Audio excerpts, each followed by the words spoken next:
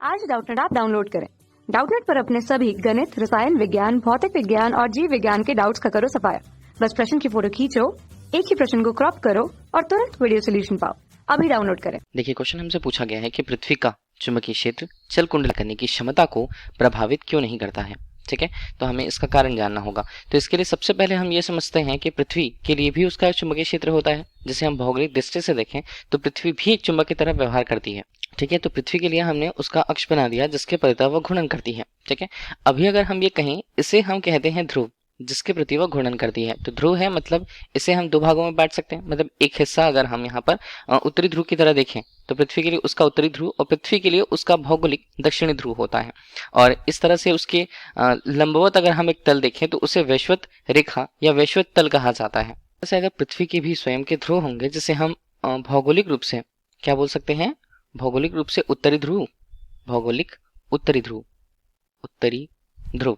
इसी तरह से भौगोलिक दक्षिणी ध्रुव हम नीचे के हिस्से को कह सकते हैं। ठीक है, तो पृथ्वी भी एक चुंबक की भांति व्यवहार करती है। लेकिन अगर हम पृथ्वी की तुलना में उसके किसी एक स्थान पर, जिसे हम एक तरह से नगण्य भी मान सकते हैं, लेकिन अगर देखा जाए तो हम उस स्थान पर जल कुंडली धारामापी को देखें तो ये हमारे पास होती है कुंडली। ठीक है, जो कि विक्षेपित हो सकती है चुंबकीय क्षेत्र की अवस्था में। अगर हमने एक ध्रुव को यहाँ पर उत्तरी ध्रुव कहा है और दूसरे ध्रुव को यहाँ पर दक्षिणी ध्रुव कहा है, ठीक है, तो ये तो एक चुंबक हो गया। अगर ये चुंबक है तो चुंबक अगर कुंडली से काफी पास होता है तो चुंबक के लिए जो उसकी तीव्रता होगी कहीं ज्यादा होगी।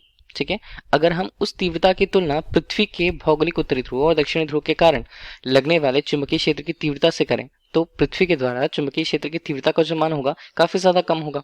और चूंकि कुंडली दो चुंबकों के मध्य है, इसका मतलब है कि चुंबकीय क्षेत्र की तीव्रता का परिमाण भी ज्यादा रहने वाला है। ठीक है, तो अगर वो विक्षेपित हो रही है तो केवल अपने पास स्थित, मतलब अपने ही उपकरण में स्थित चुंबकों के दो ध्रुवों के, शक्तिशाली चुंबकों के ध्रुवों के मध्य रूप से विक्षेपित होती है। ठीक है, तो इस तरह से कार्य करने की क्षमता को पृथ्वी का चुंबकीय क्षेत्र जो है प्रभावित नहीं कर पाता, क्योंकि देखिए वो आकार में काफी ज्यादा बड़ा है। अगर हम चुंबकीय क्षेत्र की तीव्रता भी देखते हैं तो बी के रूप में अगर हम देखें तो एक बिंदु पर अगर हम दूरियों के अनुसार देखते हैं तो वो दूरी आर का स्क्वायर के रूप में व्युत्क्रमानुपाती होती है।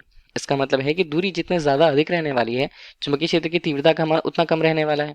ठीक है, तो हमें यही समझना होगा। तो इस तरह से हम कह सकते हैं कि उसके साथ जो जल कुंडली धारामापी के साथ जो शक्तिशाली चुंबक वहां पर मौजूद है, उसकी तीव्रता, उसकी चुंबकन तीव्रता कहीं ज्यादा होती है पृथ्वी के चुंबकीय क्षेत्र से।